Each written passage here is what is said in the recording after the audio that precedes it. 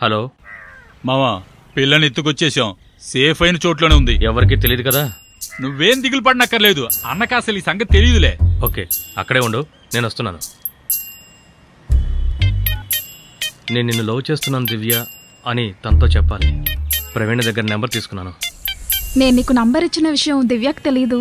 So నువ్వేం చెప్పాలనుకున్నా వాట్సాప్లో చెప్పు. ఓకే ప్రవీణ. హాయ్ దివ్య, నేనే పీటర్ని. మా ఫ్రెండ్స్ అంతా ఏమంటారంటే నువ్వు యావరేజ్ ఫిగర్ అని, కానీ నేను చెప్తున్నాను నువ్వే నా సూపర్ ఫిగర్వి. మా ఫ్రెండ్స్ అంతా అంటుంటారు నువ్వు నడుస్తుంటే చండాలంగా ఉంటుందని, కానీ నేను చెప్తున్నాను నువ్వు నడిస్తే హంసలా ఉంటావు. మా ఫ్రెండ్స్ అంతా అంటుంటారు నువ్వు చాలా పొట్టిగా ఉంటావని, కానీ నేను చెప్తున్నాను నా మనసులో నువ్వు ఎత్తులో ఉన్నావు. అందుకని దివ్య, ఐ లవ్ యూ. మావా ఇప్పుడు రిప్లై వస్తుంది చూడు. మావా పంపించిందిరా.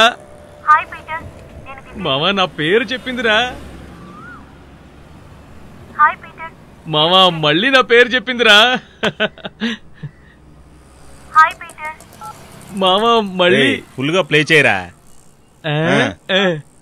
అమ్మాయిలంతా నువ్వు చాలా అందంగా ఉంటావన్నారు, కానీ నేను అంటున్నాను నువ్వు చాలా చండాలంగా ఉన్నావు. అమ్మాయిలు అంటున్నారు నువ్వు హైఫై అని, కానీ నేను అంటున్నాను నువ్వు ఒక మురికి కాలువ.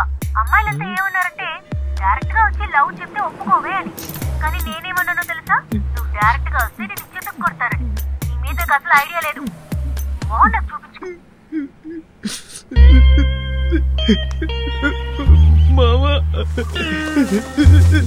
లవ్ ఫెయిల్ అనేది పెద్ద విషయమే కాదు గురు. ఆ పిల్లని ఎత్తుకొస్తాం, ఓ గదిలో దాచిపెట్టేస్తాం. ఒక్క రోజంతా నీ వల్ల ఎంత చేతనవుతుందో అంత ప్రేమ చూపించు. ఆ రోజు చివర్లో ఆ పిల్ల నీకు ప్రేమ చూపిస్తుందా లేక చెప్పు చూపిస్తుందా? నువ్వు చూపించే ప్రేమను బట్టి ఉంటది. ఓకే ఓకే, పిల్లని ఎత్తుకొచ్చేసాం మామా. సేఫ్ అయిన ప్లేస్ లోనే ఉంది. దివ్య నన్ను లవ్ చేస్తుంది. లవ్ చేసేలా చేస్తాను.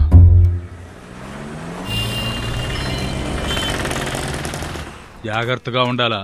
తెలిసినోడు కనిపించినా తెలియనట్టే ఉండాలా. నమస్తే. రై అమ్మా, ఏంటి బావా?